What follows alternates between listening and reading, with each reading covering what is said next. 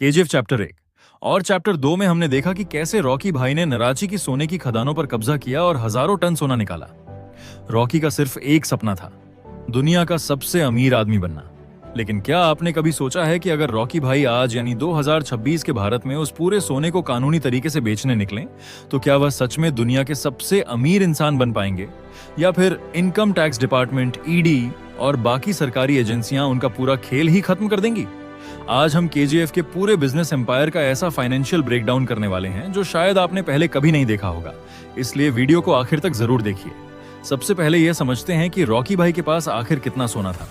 Film में सटीक मात्रा नहीं बताई गई, लेकिन अलग अलग सीन और कहानी के आधार पर अगर हम सिर्फ एक अनुमान लगाएं और मान लें कि उनके पास करीब 100 टन सोना था, तो आज के समय में इसकी कीमत कितनी होगी?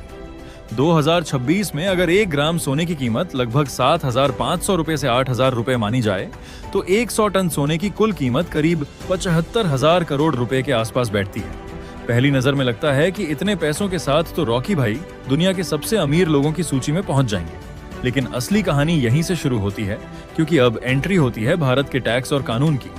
अगर रॉकी भाई इस पूरे सोने को कानूनी तरीके से बेचने की कोशिश करें, तो सबसे पहले सवाल उठेगा कि यह सोना आया कहां से? नराची की खदान पूरी तरह अवैध तरीके से चलाई जा रही थी।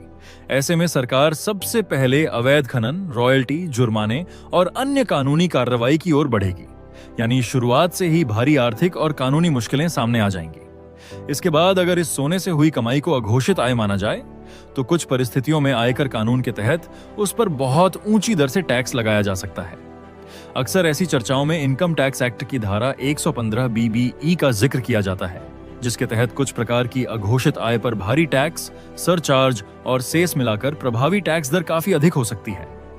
हालांकि वास्तविक टैक्स इस बात पर निर्भर करेगा कि मामला किस प्रकार का है और कानून की कौन सी धाराएं लागू होती हैं।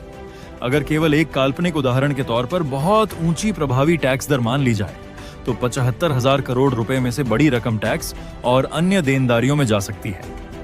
लेकिन कहानी यहीं खत्म नहीं होती। अगर जांच एजेंसियों को यह लगे कि सोना अवैध तरीके से हासिल किया गया है या उससे जुड़े लेन देन में मनी लॉन्ड्रिंग का मामला बनता है, तो प्रवर्तन निदेशालय यानी ED, prevention of money laundering act यानी PMLA के तहत जांच शुरू कर सकता है। ऐसी स्थिति में संपत्तियां अटैच या फ्रीज की जा सकती हैं, जब तक उनकी वैधता साबित न हो जाए। वास्तविक कार्रवाई हर मामले के तथ्यों और अदालत के आदेशों पर निर्भर करती है। यानी सिर्फ सोना होना ही काफी नहीं है। सबसे जरूरी है यह साबित करना कि वह कानूनी तरीके से हासिल किया गया है और उस पर सभी नियमों का पालन किया गया है।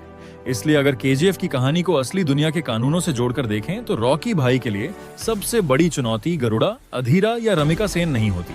सबसे बड़ी चुनौती होती कानून, टैक्स सिस्टम और वित्तीय अनुपालन। फिल्मों की दुनिया में रॉकी भाई एक मॉन्स्टर हो सकते हैं, लेकिन असली दुनिया में सबसे बड़ा किंग वही होता है जो कानून के दायरे में रहकर अपना साम्राज्य बनाता है। अगर आपको फिल्मों और फाइनेंस का यह अनोखा मिश्रण पसंद आया हो, तो वीडियो को लाइक कीजिए, अपने दोस्तों के साथ शेयर कीजिए और ऐसे ही मजेदार बिजनेस और सिनेमा ब्रेकडाउन देखने के लिए हमारे चैनल को सब्सक्राइब करना बिल्कुल मत भूलिए। मिलते हैं अगली वीडियो में।